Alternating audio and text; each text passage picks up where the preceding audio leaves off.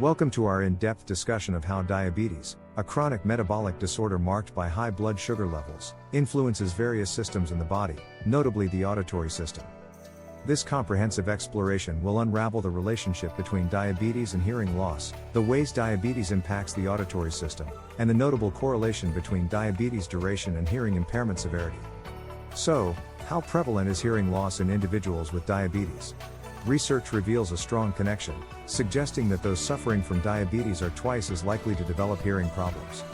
High blood sugar levels damaging the delicate structures of the inner ear is one contributing factor. Out of 30 million Americans with diabetes, it's alarming that around 34% are affected by hearing loss, a figure considerably higher than that in the general population. Studies such as one in the Annals of Internal Medicine underscore the significance of early detection and management, highlighting that over 20% of 5,140 individuals with diabetes experienced varying degrees of hearing loss, which intensified with longer diabetes duration. But how exactly does diabetes affect our hearing? The answer lies in the microangiopathy, neuropathy, and glycosylation processes it triggers. First, let's discuss the cochlea, a key player in our ability to hear. This spiral-shaped structure in the inner ear translates sound vibrations into electrical signals. It's highly reliant on an adequate blood supply to function.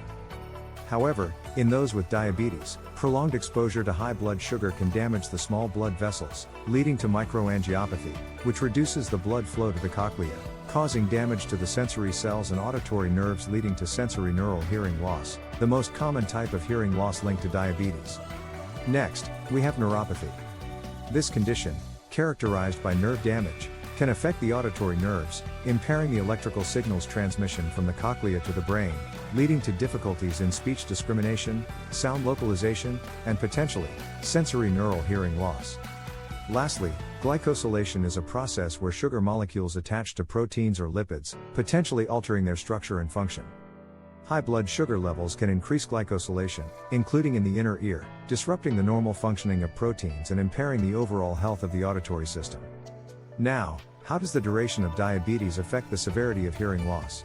Research is still ongoing, but initial findings suggest cumulative microvascular damage over time could play a significant role. Prolonged exposure to high blood sugar levels can cause damage to the tiny blood vessels supplying the structures of the inner ear, leading to a progression in hearing loss. Moreover, aging and comorbidities such as hypertension and cardiovascular disease can amplify diabetes' impact on the auditory system. In conclusion, diabetes' impact on hearing loss is substantial, and those with diabetes are at an increased risk of hearing impairment.